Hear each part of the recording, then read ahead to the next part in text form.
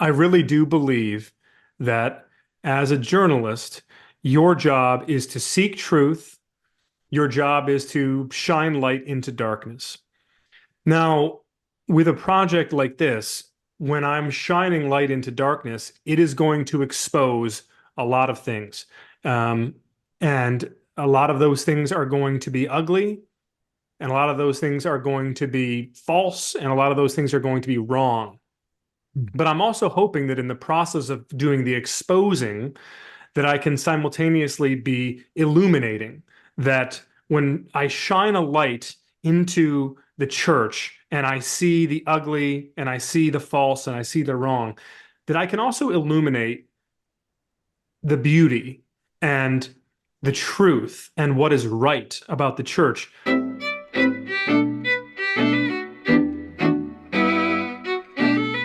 This is Frank Schaeffer, and you are listening to and/or watching our Facebook Live presentation of In Conversation with Frank Schaeffer that then goes to YouTube and to Substack and all sorts of places podcasts go. And today I'm talking with Tim Alberta, whose new book I have right here, stacked with notes. So when you hear pages turning, it's not my fault. I read this one in hard copy. I usually buy the Kindle, and that way I can cut and paste to a convenient file that I can click to without anybody knowing. My eyes flicker a little bit, but I'm reading from the screen. This is going to be old style today, and I'm going to be reading from the book and going through all my notes. I finished it this morning while taking care of my granddaughter. My son had to leave for work early, so I went up and at about 5 in the morning sat there with her reading before I got her up and took her to school. And in that context, I was running across the fact that you have 3 sons, I believe. It's in the publicity material for the book, so I'm not giving anything away to people who and you guys, are they school age or where are they right now? They are, yeah, they're kindergarten, second grade, and third grade. Okay, so you got married much older and later than I did because I got Jeannie pregnant when we were 17 and 18, and Oh, wow. that's 53 years ago. And my grandchildren are the ages of some of my friends' children. In fact, my oldest grandchildren, I just did a wedding over in France last summer, and gave did the service for my grandson Ben to his wife Claire, who he met in college in Holland. So, I don't know how old you are. Or how old are you? I think it I'm says 30. I turn 38 in a couple of weeks. okay. So I have a 53-year-old daughter, and a 50-year-old son and a 30-something son. So we're like ships passing in the night. So who knows? But the funny thing is, in reading this incredible book of yours, The Kingdom, the Power, and the Glory that I have here with all my notes stuck in it, it was so funny, whether it's Cal Thomas or, Jerry Falwell. Some people who, are dead. Cal, I guess you said in the book, is 80. I haven't seen Cal for a couple of years. Reading your book for me was basically like seeing ghosts, because everyone you talk about in terms of Ralph Reed, everybody else, either my father helped them get their start and inspired them, and or I knew them, or there were connections. So I know you're doing a lot of interviews, but I'll bet you Terry Gross did not personally know everybody in the history of this movement that you mentioned in terms of any 20th century people, or let alone a lot of contemporaries. But I want to start by first saying that this is an incredible book. I had a huge surprise to find as I was reading through it, that you write from the point of view of being a Christian. You have some content in here which talks about the dubious title of evangelical these days. So I won't say you're an evangelical. I'll ask you about that in a minute. But I want to set it up with a quote. Let's see, where's this from? Page 84 and 85. You're talking about someone called Nick Olson, who had moved to Lynchburg at 18 years old and never really left. And Lynchburg is Jerry Falwell's college. And you're talking with him, and he runs both hands through his curly black hair. Quote, That's the hardest part of this, Olson said. These things we inherit. When it comes to faith and family, we don't want to question them. I could relate, and so too, I told Olson, could many of the Christians I'd met in my journeys. Despite our different labels and traditions, we were crumbling under the weight of a shared spiritual legacy. We were saddled with a heritage that felt unsustainable. We were handed down an identity that no longer fit what past generations of the American church had given us, quote, these things we inherit, were hard to stomach, and yet somehow even harder to shed. And I have to tell you that in terms of me, a lot in your book jumped out, but you just described me. So let me start personally and just,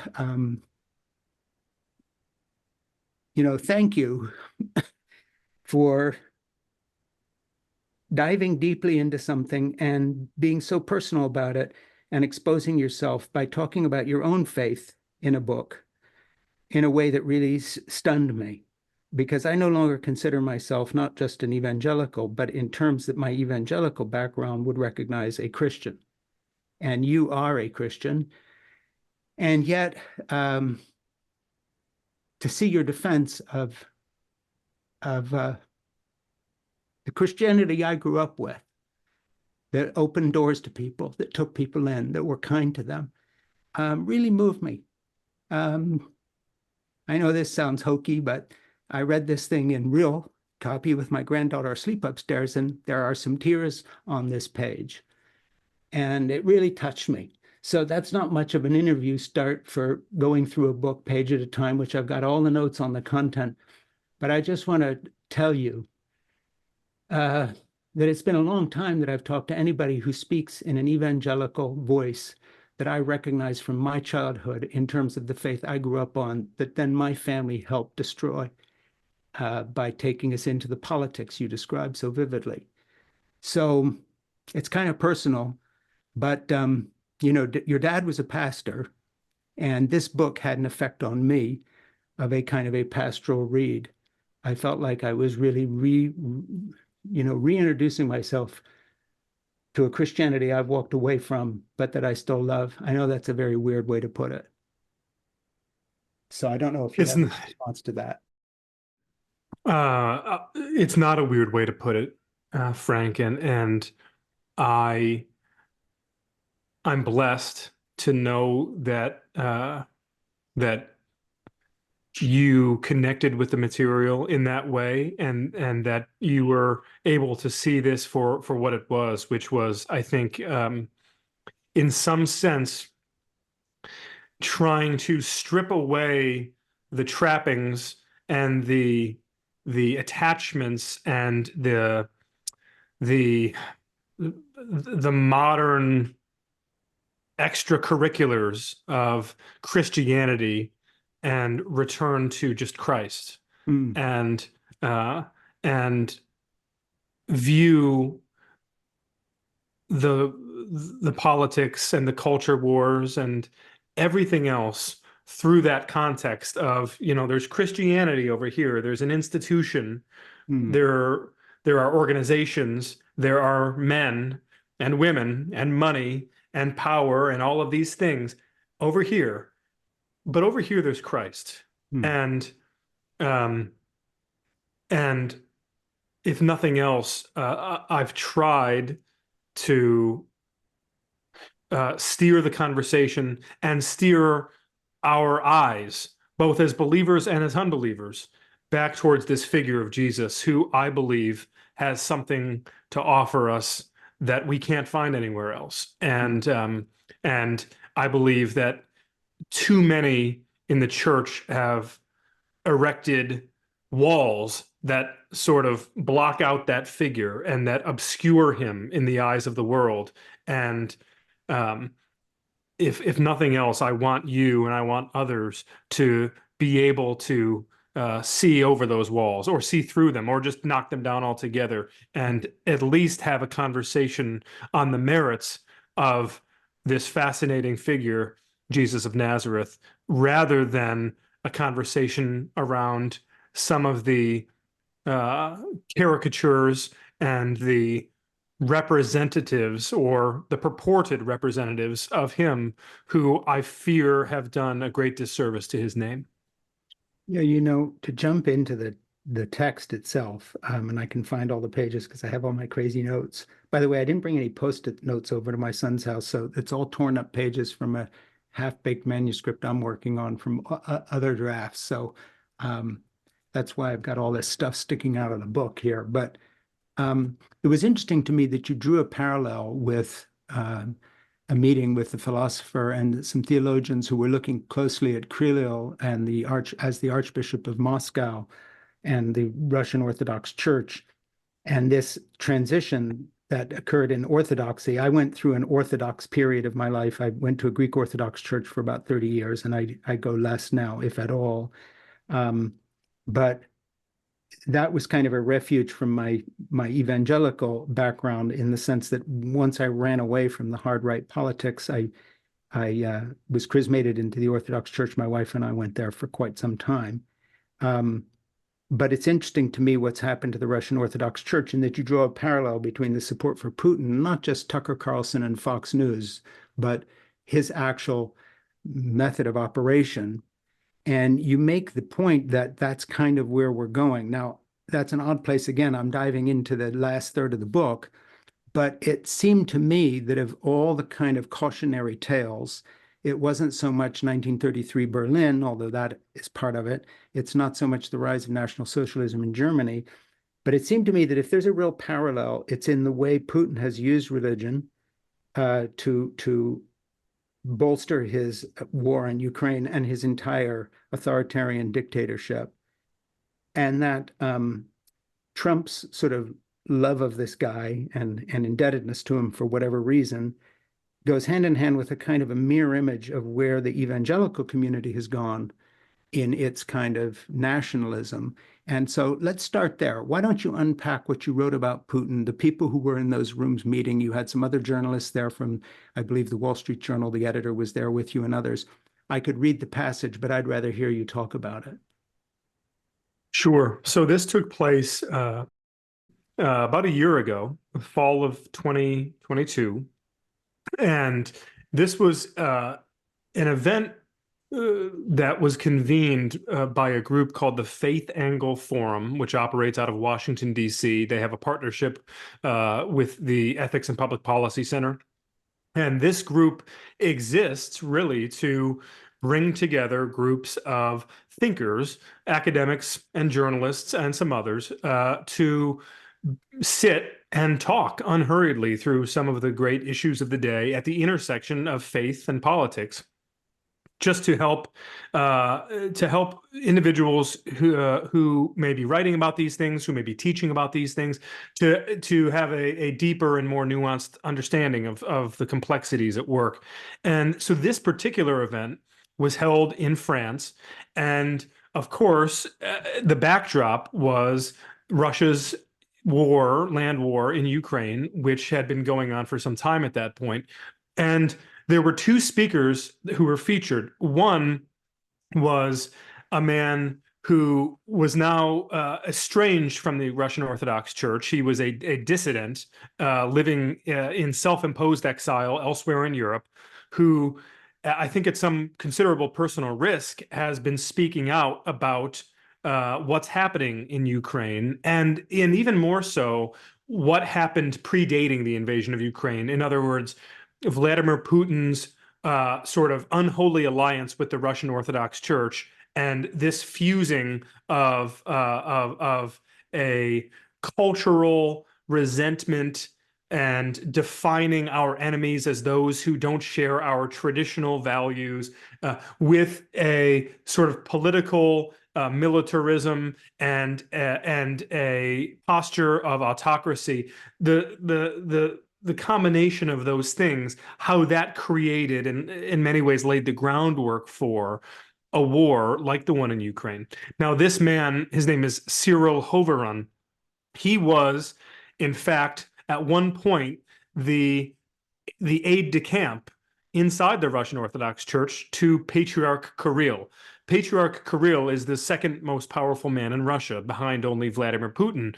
And really, Putin, who is not a religious man himself, he has relied heavily on Patriarch Kirill to cook up the religious justification for the invasion of Ukraine, but even predating that, to cook up the political justification for domestic crackdown on political opponents, to create a religious justification for an intensifying culture war against, the gay community, against unbelievers, sort of attempting to weaponize Christianity not just as state religion to dictate terms of governing, but to weaponize Christianity as justification for conflict, both internal and external.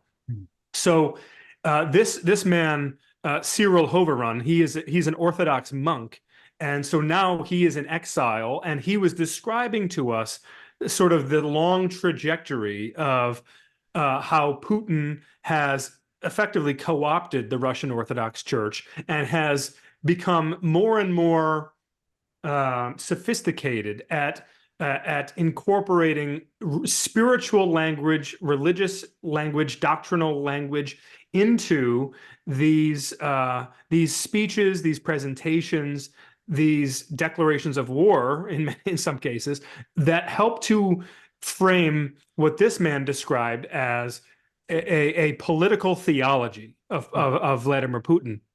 And even more to the point, Frank, he framed it as really a political religion in Russia, that now effectively what was sold to the Russian people was this idea that their values, their way of life, their Christian heritage is under attack, and that in Ukraine, just across the border, they are harboring Nazis.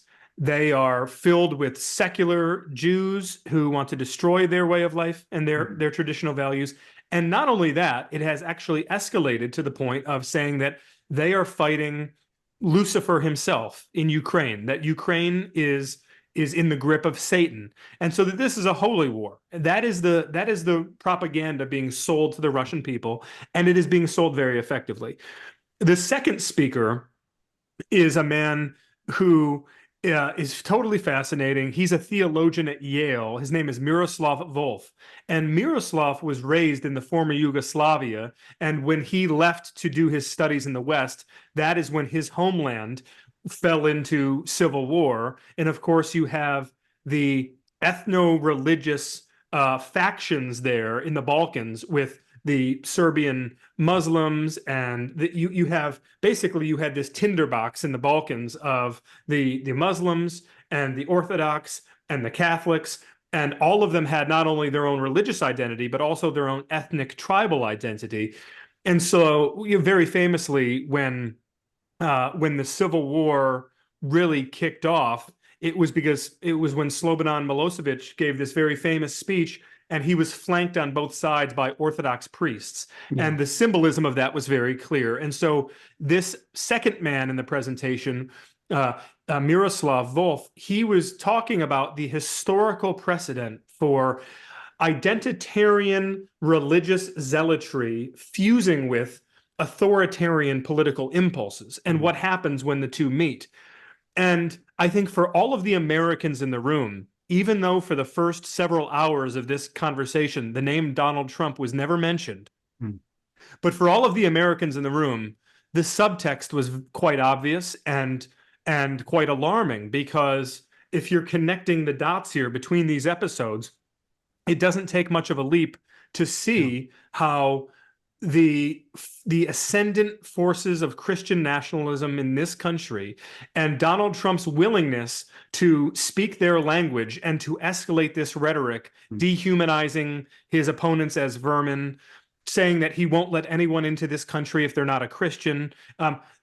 This is following a historical pattern that should have everyone, I think, concerned, regardless of what your partisan affiliation is or your cultural views on the issues of the day. I think there is a pattern that we look at and we think now in the American context, could we see something similar here?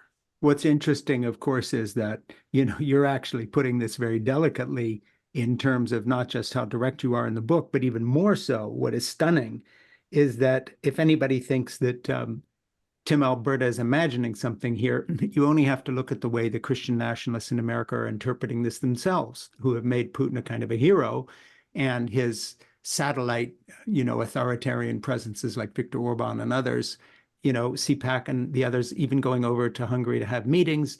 And Tucker Carlson, the hero that is repeated endlessly, his clips are shown on Russian propaganda television, actually making your connection and saying we should be like this. He is defending the Christian West, which is ironic given he's attacking us, and so forth. I want to dive back into the book here, and let me just reintroduce it a little bit. This is Tim Alberta I'm talking to, and he's the author of The Kingdom, the Power, and the Glory: American Evangelicals in an Age of Extremism.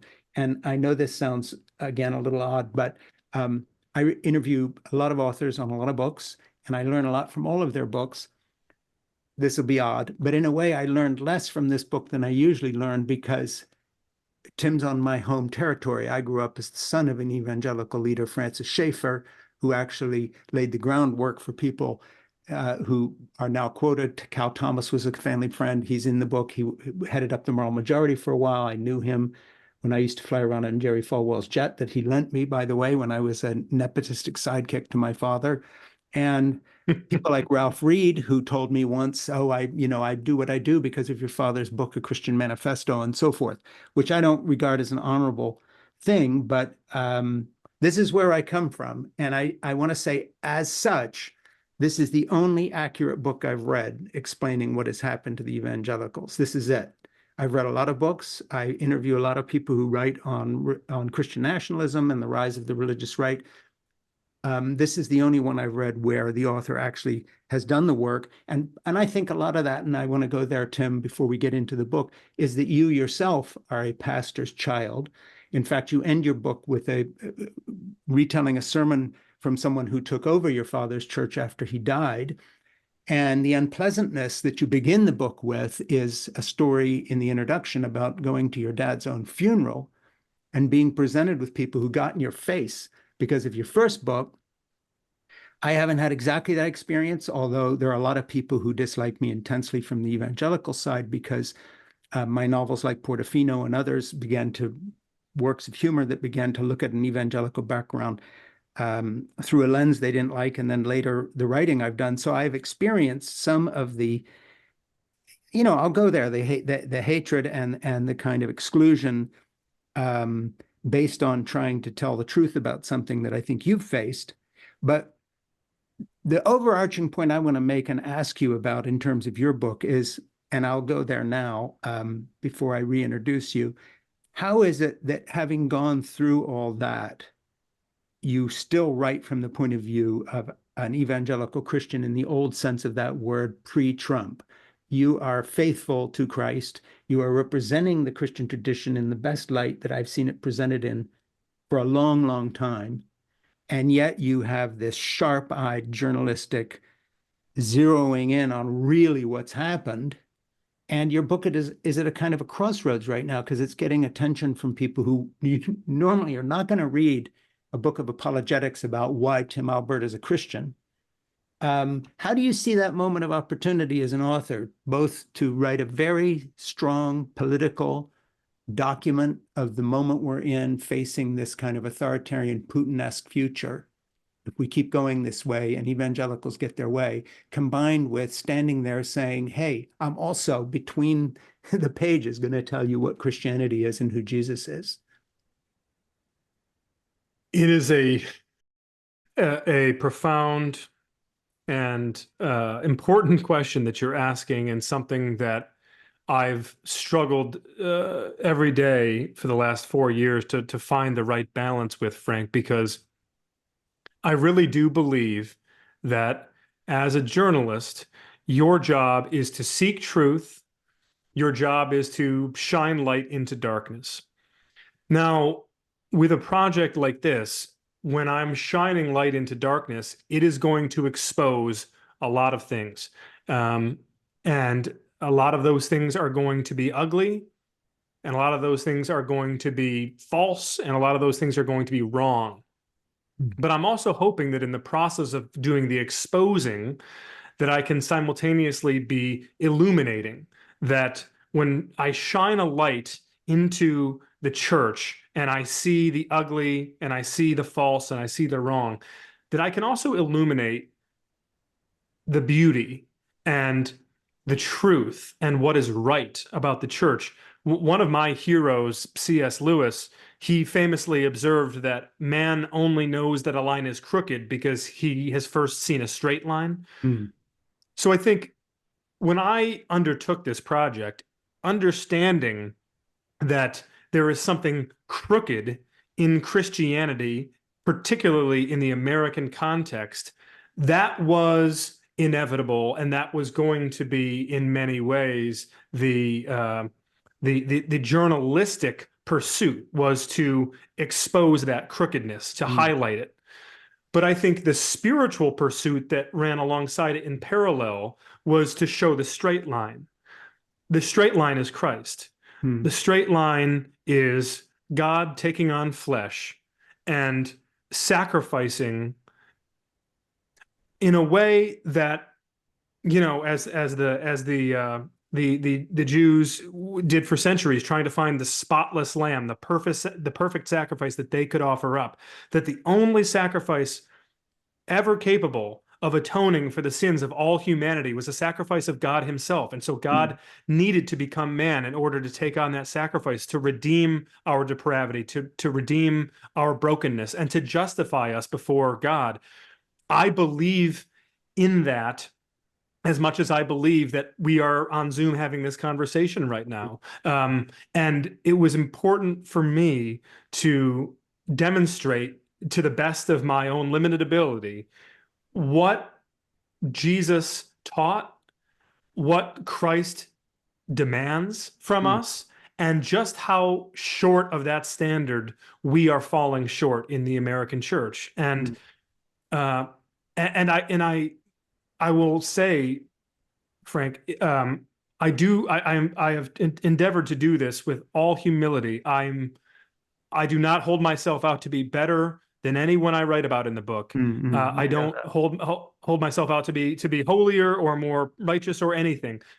I do, however, think that that the Lord has opened my eyes to things that perhaps others have not been able to see or not been willing to see. And I think that my own father and the tradition I come from, I have the appropriate distance from it to assess these things in a way and analyze them and evaluate them in a way that I don't think my dad's generation or your dad's generation was capable of, frankly. And I think that that is has worked to my advantage to help me tell both stories simultaneously. I'll just reintroduce you. I'm talking with Tim Alberta, and we're discussing his book, The Kingdom, the Power, and the Glory. Here it is. American Evangelicals in an Age of Extremism. And of course, this context of this, we're approaching another election where this same individual, Donald Trump, looks like he could win the presidency again. Tim grew up in a similar background to mine, and in the Presbyterian tradition, kind of a Reformed tradition. He talks about a lot of people in this book that I know about. Let me just stop here for a second to say, this is In Conversation with Frank Schaeffer. Please subscribe with Frank Schaeffer on Apple Podcasts, and to my Substack, It Has to Be Said, at frankschaeffer.substack.com. And by the way, I'm adding this book, Tim, to a new thing that my producer Ernie and I have started called, it's a book club called It Has to Be Read. My own commentary online is It Has to Be Said. And this book will be available as part of our book club as well. Oh, excellent. You can find that on frankschaeffer.substack.com. So lots of stuff there to follow through. So for people. You know, if someone had told me a couple of years ago that there's someone trying to write a book of political commentary from a journalistic point of view that is also going to be defending evangelical Christianity at its best, you know, can this happen? I would have not envied the agent who tried to pitch this project. You're lucky that the last book you wrote was a #1 New York Times bestseller on President Trump. So here's just a little ironical twist. I think in a funny way, Trump and his election and the horror some of us in the more progressive community felt at it, in a strange way, has opened the door for this evangelical journalist to show back up with a book that would have thrilled C.S. Lewis, and for that matter, my father, in terms of their apologetic quest to make Christianity relevant to, as we put it in the 20th century, to modern man. I just think there's a real irony here. And this may be a little too, you know, personal and close to the bone, but I felt that in terms of the humility that comes through from the book, having come from a background of people who ran a genuine faith ministry, I would imagine quite a bit of prayer with you and your wife, and whomever other people you include in a close circle of Christian friends went into this. I don't want to put you on the spot, but I'm guessing you prayed over the writing of this book, and that the current success of it, I think you would interpret as an answer to that prayer. You're not putting me on the spot at all, Frank. I don't mind talking about this one bit. In fact, I'm grateful to have the opportunity to thank so many people who have along the way been steadfast in praying for me, in lifting me up when it was needed the most. And you know, it really is remarkable. I would hear my dad tell stories when I was a child. My dad was a fascinating man, truly an original. He was an atheist before he came to Christ, when he was in his late 20s. But he'd been working as a financier in New York, and my mom was a journalist with ABC Radio, and they were making all kinds of money and driving a Cadillac and had a big house, and you know, what could be better? And without telling the whole story, my dad had a very dramatic conversion experience. And my dad was not a snake handler, or he did not pray in tongues. He was not a particularly supernatural person as far as some of the demonstrative elements of Christianity may go. He was a brilliant man. He learned to speak Greek, and he you know, had a doctorate. He was a brilliant man, just like your father was. And yet he would often tell stories of answers to prayer, and very specific, strange answers to prayer that he would receive, that just continually strengthened his relationship with Christ. And I remember being young, and even as I believed in Jesus, although I hadn't quite yet gone on my own quest of self-discovery and sort of intellectual skepticism to really find the answers I needed, I remember being a little suspicious and thinking that some of those stories maybe sounded too convenient or too easy. But I will tell you, in the space of these 4 years or so that I've been reporting and writing this book, the number of direct and at times immediate answer to prayer have just been, I can't articulate it. I mean, it's just been magnificent, and has in turn done exactly what my dad would describe to me when I was younger, which is strengthen his relationship with Jesus. I've in many ways, I came into this project fearful that tackling this material would hurt my faith, and it would estrange me from God. And in fact, I'm so thankful. I mean, I'm thankful beyond words that it's done just the opposite, that I've actually found myself closer to Christ and feeling closer to Jesus than I ever have before. And I think that's probably because it's in part because of my own discipline and trying to keep my head in the right places and consume the right information and block out the wrong information.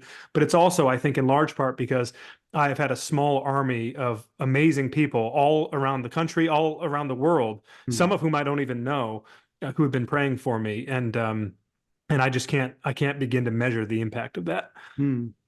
Well, I found that, you don't talk about it in the book, except maybe a little bit when you talk about your father and your own commitment to Christianity. But as someone who grew up in a background very sensitive to that, a ministry based on faith and prayer, that I that I left as it turned to the hard right, ironically, partially because of my own ambition of writing and directing the movies that made my dad even more famous than he was as an evangelical leader.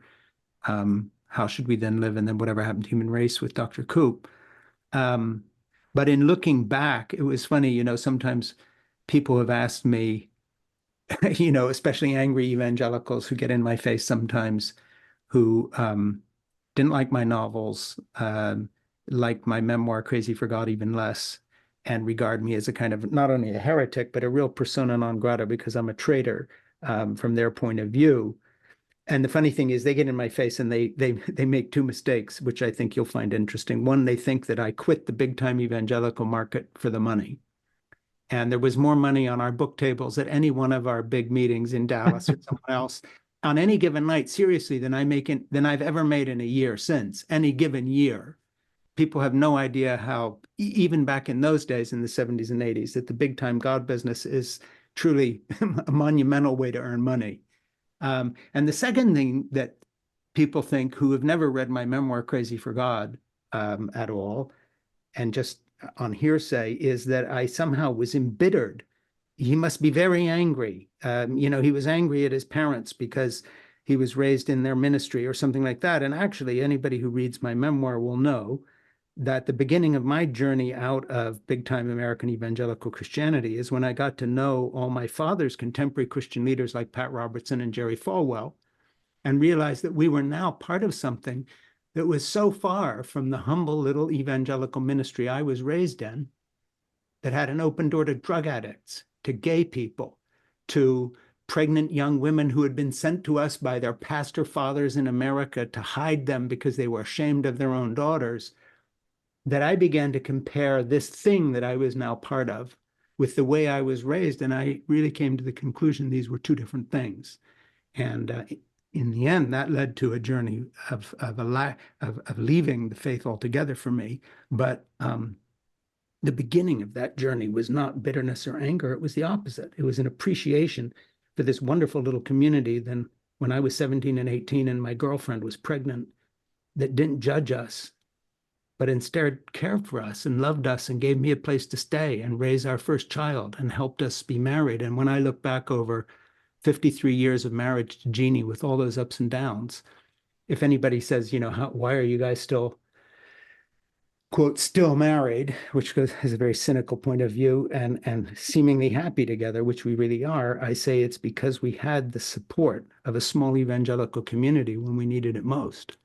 Otherwise, we wouldn't be together. And that has informed my life. So, one of the things I love about your book is it's like a glimpse through a very hazy window now for me into a world that I have such a deep appreciation for. And when you talk about my friend Cal Thomas, for instance, and how he wrote this book really denouncing the same phenomena that your book exposes in The Kingdom, the Power, and the Glory, and when you write about the people like Ralph Reed and Franklin Graham, all of whom I know. In fact, by the way, I first met Franklin when we were both 9 years old, and he came to visit my parents' ministry. Um, the thing that I love about the book is it informs you to who these folks are, but I think only you could have written this book. I'm not talking about just the ability to write, but for instance, I could have never written this book because it would just be denounced as one more bitter outsider who left. And I would like to ask you now, how, in the best of all possible worlds, I know this is going to sound crazy, but could The Kingdom, the Power, and the Glory, read by enough evangelicals, be the beginning of what would amount to the next great awakening in this country in terms of the evangelical community itself? Because nothing would do this country more good than to have Christians rediscover their Christianity. I know that's a huge, crazy question, but I'm going to go there. Well, I follow a figure who, fed the 5,000 with just a few fish and a few loaves. And I believe in a God who, made the heavens and the earth, and who can do more than my mind is capable of imagining. So I think I would just answer your question by saying that to the extent I can play any role whatsoever in pointing a movement back to Jesus and in reclaiming that which is beautiful and true and right about Christianity, then that's my prayer. That's my prayer. And I think what you're seeing is, and this reaches far beyond the pages of my book. I think you are seeing now, and I write about this a bit at the end, Frank. These younger generations, I call them at one point, being a little bit cheeky almost, I call them the children of the moral majority. And I consider myself as such. I'm, that was my dad's, that was his habitat, that was his ecosystem that he grew up in as a believer, as a convert who then went to seminary, left behind his banking career, and launched a career in the ministry. He, I don't think, was in a position necessarily to question this fusing of social, cultural, political identity with faith identity. And they merged in a way that was effortless and easy. And I think now, as we look back on it, my generation, and certainly the generations behind me, we can see this for what it was. We can understand the mistakes that were made, and we can correct them, and we can try with humility and grace and respect and love to reach out to our parents and to others who may have lost the plot a little bit here, may have strayed from the path, and bring them back and do it in a way that is additive to the church. I've had people allege, the same things that they accused you of being bitter, of trying to cash in, of trying to, of dividing the church for, personal gain. There's, first of all, to your point, I mean, I know people who have published, I write about one person in particular in the book who's published a whole series of books about God and Donald Trump and the sort of prophetic window into which Trump is God's instrument for America's divine reckoning or salvation. Those books would sell me a heck of a lot more than this one. Yeah. And if I wanted to cash out and sell my soul, I could certainly do so. I have no expectation of playing any sort of a leading role in a movement here, Frank. I'm a journalist. I'm not a theologian. I'm not a preacher. I'm not a particularly eloquent individual, but I do know that when I was raised to know right from wrong and to recognize Christ as the moral standard by which I was to measure everything around me in life, I know that those teachings are not relative. I know that they're not malleable. I know that they don't come and go and ebb and flow. I mean, part of my own criticisms of Donald Trump in my first book and to this day have almost nothing to do with journalistic analysis, but rather with the basic notions of character and ethics and morality that I was taught in the church.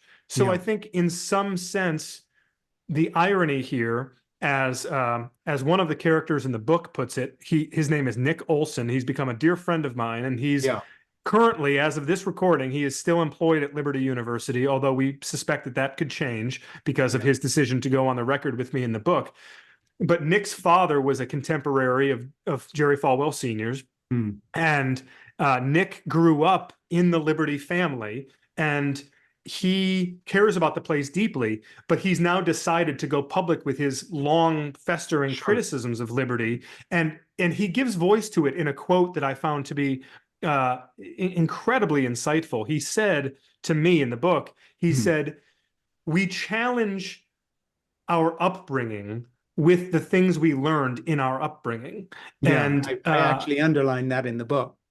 yeah, and that's I mean, exactly how I feel. You know, it's that's exactly, so we are not deviating from the church. We are not bitter. We are attempting to say, hey, remember this, back over here. Like, let's come back to the basics, and let's try to keep the main thing once again. And that sounds like it's a big lofty goal, Frank, but it shouldn't be that big and lofty. I mean, it's right there. It's right there in front of us. Yeah, you know, of course, in the book, you go through all these people like Jeffress and everybody else, and there's so much information in terms of the bad story of where the Christian nationalist evangelical movement has gone. And I have tons of passages marked, but I'm glad this conversation took a different direction. I didn't expect it to, because I'd prepared myself here with a close reading of the book, but other people can give it a close reading and get all that good information. There is one thing I want to jump to here. There's a passage in the book, again, I can find it here, but by shuffling around in here, too many page turns for my producer, Ernie, who will then have to edit them out of the podcast soundtrack. Let me just go from memory. You had a very insightful little sort of aside that after 9/11, a bunch of more progressive people on the Christian side, but also just secular people, cast around, and you put it something like, you know, for reasons I don't fully understand, is the way you put it, to find something good to say about Islam in terms of, but, you know, let's find some good liberal examples, that it's not all Al-Qaeda and ISIS and, you know, and all these other iterations of a violent Islam. And you then moved on from that. And that kind of brought up something in my mind that I wanted to ask you about. This is not a rhetorical question. Something you did not write about in the book, and I'm not saying it should have been in the book, but I know you've thought about it, because you cannot have not thought about this.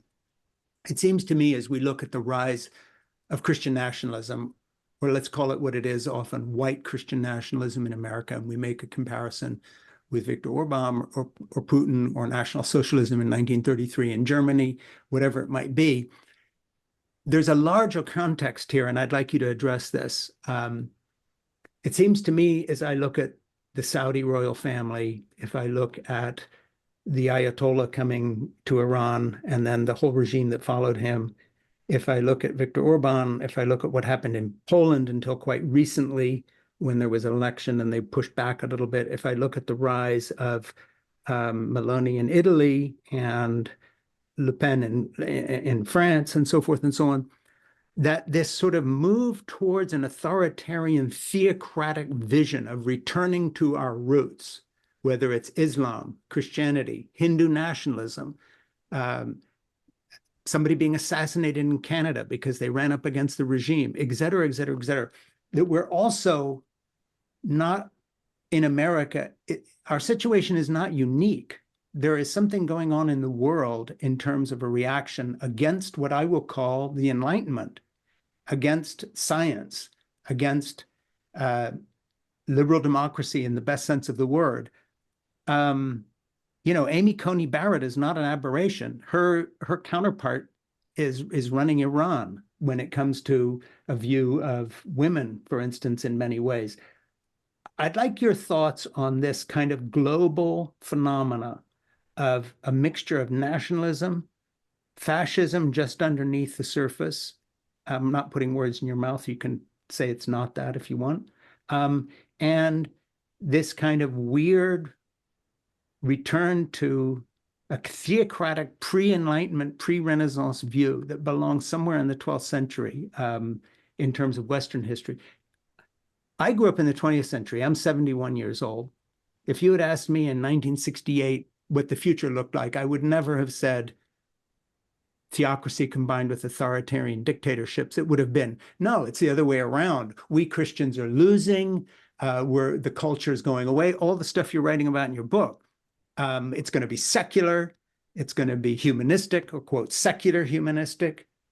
I never would have envisioned a battle between theocracy and modernity, as if somehow, that would raise its head again. I'd like you to go there a little bit because I would trust your wisdom on this. What's your point of view? Well, I would first just say, and we don't need to go down the rabbit hole on this. I don't know that even as a rhetorical device, the lumping in Amy Coney Barrett with the mullahs of Iran is an apples to apples comparison. Although I understand the broader point you're making about the sort of dangerous commingling of religion with certainly with governing in an authoritarian fashion. Although thankfully, what we've seen thus far from Trump's own appointees to the federal judiciary is restraint in the face of authoritarian impulses. Now, I will voluntarily put a pin in that conversation and revisit it with you maybe in a year or so, because I have some of the same anxieties that you have about just how strong our democratic institutions are and whether they can withstand another barrage, the likes of which we saw in the aftermath of the 2020 election. I think globally, both capital G and lowercase g globally, when we think about the problem here, man has always wanted to dominate. This is nothing new.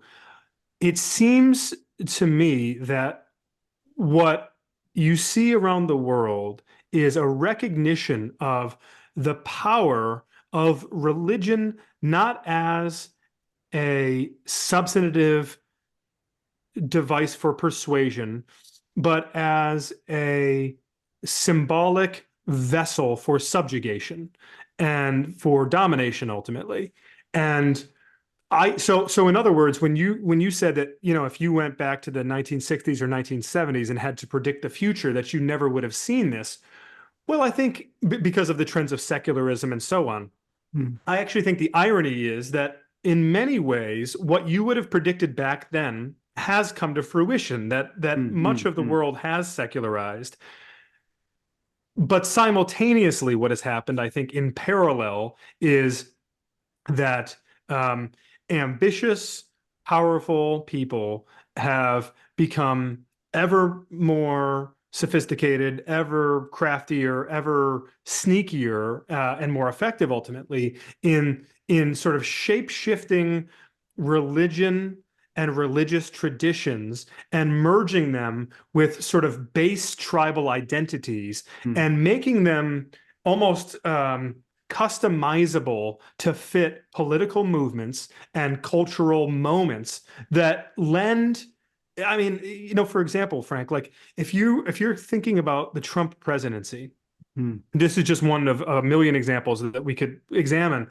But something very fascinating happened, sociologically speaking, during Trump's presidency. You saw for 4 years, the data showed that more and more white Trump supporters were self-identifying as evangelical, while fewer and fewer white Trump supporters were going to church every Sunday.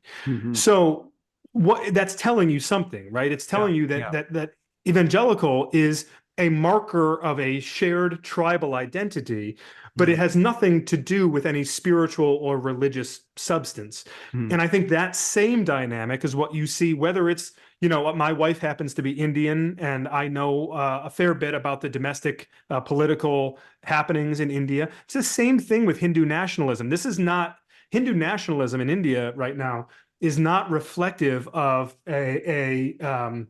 of some sudden sweeping pious voice in the Indian subculture, bringing people back closer to the Gita every day. No, I mean, it's in fact probably the opposite. But again, smart and shrewd people, and I would say in many cases sinister people, have figured out how to package some of the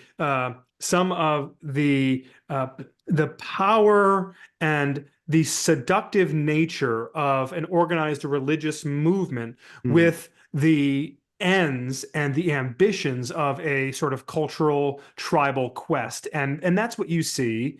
And I think the fear that one has to have when they examine the American situation is, much as in the aftermath of 9/11, as you noted, and I made this point in the book just sort of briefly, but I take it seriously, and I'll take some criticism for it, but I'm happy to respond. I mean, I'm not comparing the body counts of Ralph Reed and Osama bin Laden. That's not the point.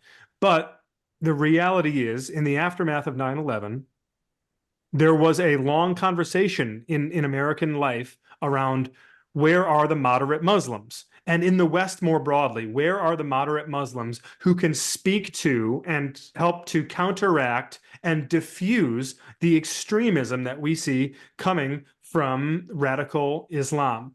And I think at this moment, when you see Christian nationalism on the march, when you see a far-right, militant, blood and soil Christianity that is well organized, well financed, and very much capable of hijacking some of the institutions of American Christianity, there must be the same conversation of where are the sane, the sane and reasonable evangelical Christians who, regardless of their views on certain cultural stances, regardless of their partisan affiliation, who are willing to stand up and push back on this and say, no, for the sake of the health of our pluralistic society and for the sake of the credibility of the gospel of Jesus Christ, we cannot allow this radical fringe to speak for the mainstream. And I'm waiting for that moment, Frank. I'm praying that moment does arrive.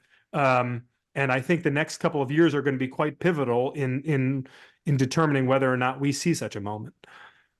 Well, as people look around for that moment, and I'm not being facetious here or a smartass or anything else, you're in your book, they found that guy. Let's hope there's more than one of you. I'm not sure there is. And we can have another discussion sometime on the checkered past of all Christianity and the fact that, from my point of view, the anomaly is always the better iteration of it. The norm is Luther as an anti-Semite, Savonarola burning Botticelli's paintings. Unfortunately, the history, the one quibble I have with your book, and we'll have to do this again when you're not in the heat of a book tour, is just that I feel you have an optimism about Christianity in general, which I'm not sure is supported by history, as in there's a true Christianity. Let's return to that. The true Christianity, is that of Edward III, where he goes into France to claim the kingship of France, slaughters whole villages, has the women raped as a method of warfare, and does it all in the name of the Virgin Mary and chivalry. We can go there sometime. I want to do another one with you if you'll come back. That's not about the book, but about the ideas that I would, that are informing your life and have informed mine, because I just think you're terrific. And by the way, the answer you just gave me on somewhat contradicting what I was saying about this kind of global rise of theocracy, I had never seen it that way. And I think actually you've changed the way I will talk about it now. I see that differently because of your book and just what you said. So you have the power of being able to convince there. Let me just finish here by saying I talked to someone who I think is sort of a colleague of yours at The Atlantic, David Frum, the other day. I interviewed David, and we had a wonderful discussion about his Jewish background and his writing, and an article he had written for The Atlantic on not bullying people in this whole context of demonstrations pro and con on Israel and Hamas and so forth. So I had a question for you that I asked him. What is the role of the media in an age of information overload? And I would like to have you back in the new year to talk more with you about this and other things, but just, you're a reporter. Let's end there, not on your book, but just that. What is the role of the media in an age of information overload in which you're operating as a journalist? Forget the book for a minute, but just everything you do. Boy, that's a big question, and it's an important one, obviously, because I talk about this in the book. It's unavoidable when Yeah. you think about it in the context of what's happened in the church. Everyone now is swimming in information. Much of it, much of it. I wouldn't even say much of it bad, just much of it unreliable. Much of it, one of the great luxuries that David and I have working at the Atlantic is we have a team of dedicated fact checkers. That's all they do all day long, every day. They come to work and they make sure that every clause of every sentence of every paragraph is factual, that it's right and that it's backed up. And I stress that because having worked in major media for going on 20 years now, a lot of large national organizations, so much of the incentive system in modern media is built around speed and you're measured in quantity, not in quality, and you are racing to be not only the fastest, but the sort of the snarkiest at times, the most provocative, you need a headline that's going to be distinctive from the rest. And so the concern I have in the information age, and this is informed both by my professional duties as well as what I view as my spiritual duties around this idea of discernment. I mean, discernment very much being a biblical principle, understanding how to process information, because as you probably appreciate better than most, Frank, there are many, many, many people who believe that the story of this vagrant preacher from Galilee being executed by the state of Rome and then rising 3 days later and starting a movement to change the world. A lot of people think that that's a conspiracy theory, right?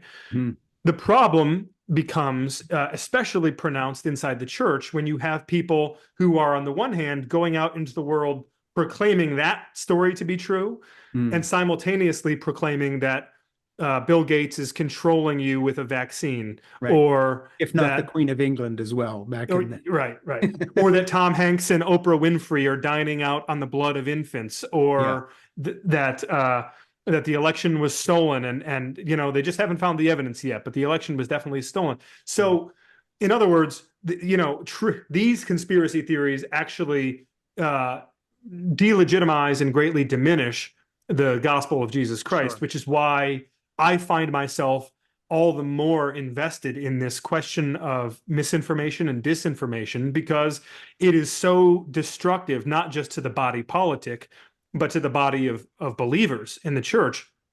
And I would point out, as I do in the book, that we have this whole big sample size of data now from the last 3 or 4 years showing, in poll after poll after poll, that the people who are the likeliest to believe that the election was stolen, to believe in QAnon, to believe that the vaccines are doing something dangerous and nefarious, are white evangelicals.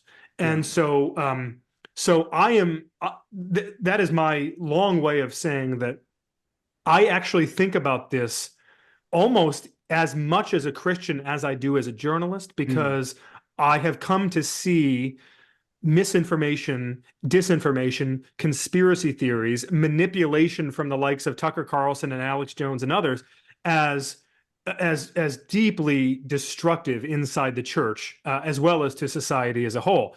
But what role we play is to, I can speak for myself and for my organization. My North Star is truth. And it's interesting. The term calling is not often applied outside of the pastoral profession, but I do believe that journalism is a calling, and in part, I believe it's a calling because you are in pursuit of truth. And that might sound hokey or whatever, corny to some people hearing it, but I truly believe that whether you are a publisher of news or if you are a consumer of news, there is an evidentiary bar that is incredibly high, that you, before publishing a story, or you before passing along something that you've just read as the consumer, that bar has to be cleared. You have to be scrutinizing what you're publishing as well as what you're reading, and if it doesn't pass the smell test, then you don't pass it along. Now, if that sounds reductive and simplistic, probably it's because it is, but I find that much of this disinformation, misinformation battle that we're fighting is as a result of not just the gullible consumer at an individual level, but the sort of the universe that exists in which the gullible consumers connect and interface and engage and share bad information. And so I'm not of the belief that at this stage there's any chance of us kind of turning off the spigot and keeping at bay all the bad information, or cutting it off completely. But I am very much invested in this idea of trying to mitigate the damage and minimizing the spread of bad information. And that, I believe, actually does come back to sort of an education campaign, reaching individuals who consume news, helping them to be more aware of what to look for, who they can probably trust, what they probably shouldn't trust, or at the very least, what are the alarm bells that should be tripping when they read a certain thing. But that is a long campaign, Frank. And I think between the rise of now artificial intelligence and a lot of the deceptive practices that are starting to emerge, and this is like the next frontier here, but around fake videos, fake photos, fake voice synthesizers, all of those sorts of things. This is actually going to get a lot worse before it gets better. And so I always try to encourage, whether it's just friends and family sitting around having a beer talking about this, I always try to encourage people that, like, you have to have your own personal filter, your own system for processing. If you insist on reading Uncle Joe's Facebook feed, that's fine, but like, you should have eyes wide open about who Uncle Joe is and where he's getting his information and what his motives are. But I think, if we're being honest, this epistemological crisis that we're living through here is in many ways at the heart of what you were describing earlier, as far as the kind of the global march of authoritarianism and the weaponizing of religion to dominate the cultures, and like, because it starts with bad information, and it starts with information that is manipulated and propagandized and force fed through channels that convince you that they're on your side. And I struggle personally, as a member of the quote unquote liberal mainstream media, whatever, like, I struggle to get, certain friends, family members to even read something that I've written, and they've known me their entire life. Right. Yeah. And so it strikes me as very much an uphill battle, but one that we have to continue to fight nonetheless. Yeah, it's the big one, and it's the only game in town other than, faith, is truth. And that's what we're losing our handle on. I mean, there was a reason we had gatekeepers at one point. Not that they were perfect, but they did have fact checkers. They did try. I love The Atlantic, by the way. It's my favorite magazine by far. I read a lot of newspapers and a lot of magazines, but I really think that it does a really wonderful job of an overall sort of overarching concern and interest in our culture. So I'm going to let you go, and I thank you for all the time you've taken. Like I said, I had many passages marked. I do hope you come back and talk with me again sometime on my podcast, In Conversation with Frank Schaeffer, because, Tim, this has really been wonderful. And I told everybody again that I feel this is not just an important book that's going to be in our It Has to Be Read book club, but on this subject, the kingdom, the power, and the glory, American Evangelicals in an Age of Extremism, is the book. and I've read a lot of different books on the subject of the rise of Christian nationalism and all the rest of it. I'm pretty well informed on this subject. The difference between me and Terry Gross and most commentators who have interviewed you is that I lived a big chunk of your book. I'm part of the history you're writing about. And just like when you see a movie, if they get the location wrong of the one place you know where something happened, it's like, then to hell with the movie. You know, I happen to know that diner. That's not what it's like.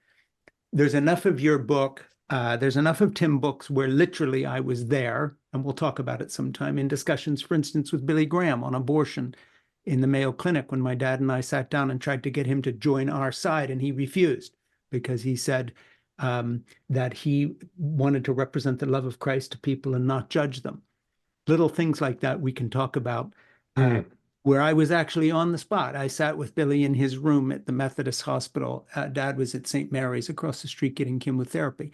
I talked to Dr. Criswell about the same thing when we were on the road, and it was, why aren't you on the stage with Dad endorsing us the way you were 3 years ago with How Should We Then Live? He said, because I disagree with you, I'm pro-choice. He didn't use the words pro-choice because it wasn't in the lingo then, but he said, I really don't think that the Bible speaks to this. So I only say all that, Tim, because I want people watching this to understand that I'm not, heaping praise on this book from a vacuum of just I happen to like it. It's a history book as well as many other things. And I personally, me, Frank Schaeffer, 71 years old, lived a big chunk of this history, was there, was part of it. This is an accurate, phenomenally beautiful book. And I thank you for it, Tim. Thanks for your time with me. Frank, it's been a pleasure to join you and to talk with you. I've really enjoyed it. May I have 30 seconds to say something? Please. That was just that's been swimming through my brain since you had said something a few minutes ago about the underpinning of the book being that there is a true Christianity that we must be called back to. And you said that you're not sure that you've ever necessarily found it or know where to find it. One of the things that is so binary when you look at the story of Jesus and at the story of the birth of the church and throughout the ages, in times of fear, in times of insecurity, in times of great testing, the Christian can turn to one of two things. They can turn to the sword, or they can turn to the cross. The sword, going back to at least the Constantinian age, has been the default for many Christians. The belief that a political or military or state power can protect us and can strengthen us and can allow us to dominate a society and to defeat our enemies. And whenever they have tried to do that, the Christian witness has suffered as a result of it. Far less frequent in those times have people turned to the cross. And although they may see their influence or their power in a culture, in a society diminish, the strength of their witness as Christians grows exponentially. And the reason I say all of that is to say that for me, when I think back to, okay, what is the true Christianity here that we are trying to reclaim? Recall that Jesus's right-hand disciple, Peter, on the night of Christ's betrayal in the Garden of Gethsemane, Peter draws the sword and he cuts off the ear of the officer who's arresting Jesus. And Jesus rebukes him, says, those who live by the sword die by the sword, and he heals the man's ear, right? And it's the same Peter who later, before he is martyred for his belief and his following of Jesus, it is the same Peter who writes in his first epistle from Rome under brutal occupation, where the first century Christians are being tortured and martyred and fed to the lions and treated terribly. It is that same Peter who drew the sword to defend Jesus because he thought that they needed here's our Messiah. We've waited hundreds of years for him. He's going to conquer the Romans. He's going to make Israel great again. He's going to defeat our foes, and we're going to sit at his right hand in a kingdom here on earth. And so he draws his sword to protect Jesus in that moment.